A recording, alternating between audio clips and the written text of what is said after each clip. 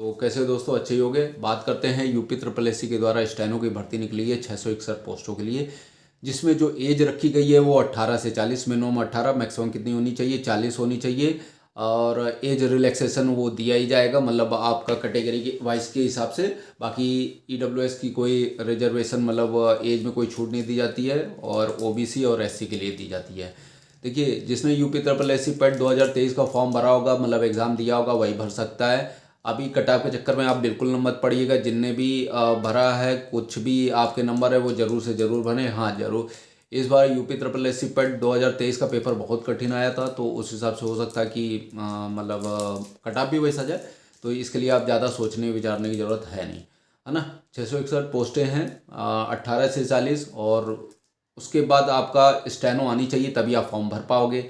नहीं भी आती है तो आप भर दिए और पता चला कि आपने सही से तैयारी नहीं करी, तो वो आप पे डिपेंड, 25 रुपया आपका लगेगा और फिर कट ऑफ बनेगा। फिर उसके बाद आप मतलब फॉर्म भर सकते हो। ये जो फॉर्म है जो शायद 26 तारीख से स्टार्ट होगा, 26 दिसंबर, और 25 जनवरी इसकी लास्ट डेट है। ठीक, ट्रिपल सी होना चाहिए आपका। और जो टाइपिंग जो डिक्टेशन है 80 वर्ड पर मिनट होगा, और हिंदी टाइपिंग 25 वर्ड पर मिनट है। देखिए, 80 वर्ड पर मिनट बोला है यहाँ पे। अभी हुआ था लखनऊ में, SGPGI लखनऊ का जो पेपर मतलब स्टेनो वाला हुआ था, उसमें बोला था 80 का, लेकिन उसमें जो स्पीड जो जिस तरीके से डिक्टेशन बोली गई वो 100 वर्ड पर मिनट बोली गई। तो इस चीज़ को ध्यान में ज़रूर रखते हुए आप तैयारी करिएगा कि 80 का मतलब 80 ही नहीं है, 80 का मतलब 100 है। और जो उसमें समस्याएं जो बच्चे ने बताई है वो मैं आपको बता दूं कि जो उसमें टॉपिक आए थे, देखिए टॉपिक जो आएंगे वो आपको बताया नहीं जाएगा कि हाँ रामधारी सिंह दिनकर से या इससे पूछ दिया जाएगा या उससे पूछा जाएगा।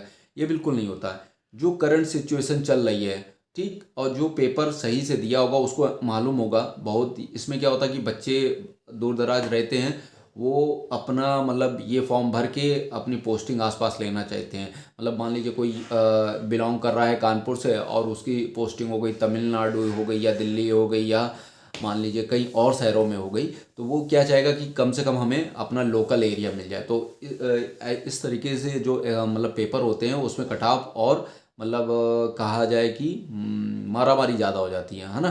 तो जो ये फॉर्म भरे वो तैयारी भी सही से करें।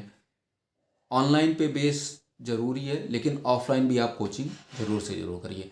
क्योंकि ऑनलाइन और ऑफलाइन में अंतर क्या होता है कि जो आपको प्रॉब्लम ऑफलाइन में फेस करनी होगी वो कहीं ऑनलाइन में नहीं मिलेगा। ऑफलाइन में आप अपने टीचर से हर तरीके से पूछ सकते हो कि सर इन इन पैटर्न के जैसे मतलब हुआ, जैसे अयोध्या वाली बात हुई, अयोध्या पे बना मतलब राम मंदिर बना, तो उसके बारे में नए नए करंट टॉपिक कैसे कैसे क्वेश्चन होते हैं, कहाँ कहाँ क्या निर्माण हुआ, उस तरीके के क्वेश्चन। या पॉलिटिकल क्वेश्चंस हुए, पॉलिटिकल के बारे में बताया, डिक्टेशन आपसे लिखवाया, है ना, टाइपिंग करवाई। इस तरीके के मुद्दे क्या होते हैं, ऑफलाइन में ज़्यादा सजग रहते हैं, ज़्यादा व्यवहारिक तौर से समझाया जा सकता है। ऑनलाइन में उतनी फैसिलिटीज़ मेरे को नहीं मालूम है कि ऐसे चीज़ें आपको करवाई जाएगी कि नहीं। और एक प्रेशर प्रेशर होता है कि जब आप एग्ज़ाम देने जाते हो तो वो ऑनलाइन पे डिपेंड, जो वहाँ पे आपको टाइपिंग देनी है, डिक्टेशन जो लिखता है, तो जो शोरगुल होता है वो सीधे सीधे ऑफलाइन से कनेक्ट करता है, ऑनलाइन से नहीं कनेक्ट करता है।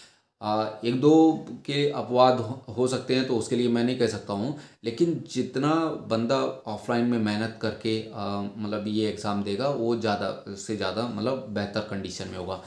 आप एक एक नहीं 10-10 जगह आप पढ़िए, कहीं से भी पढ़िए, लेकिन ऑफलाइन ज़रूर पढ़िए।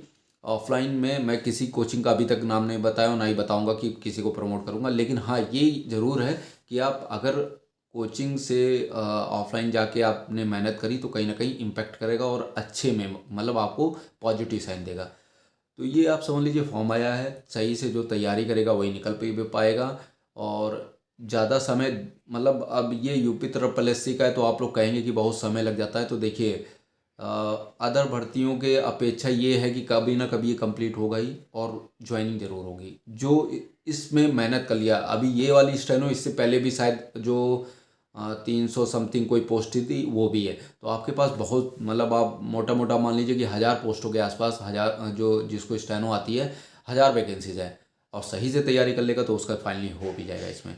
ठीक, तो ये फॉर्म था, उसके बारे में मैंने बता दिया, CCC बता दिया, सब कुछ बता दिया। बाकी इससे रिलेटेड कोई डाउट होगा तो आप पूछ सकते हैं, है ना। और इस फॉर्म को ज़रूर से ज़रूर भरिए और तैयारी बहुत जम के करिए, ठीक है।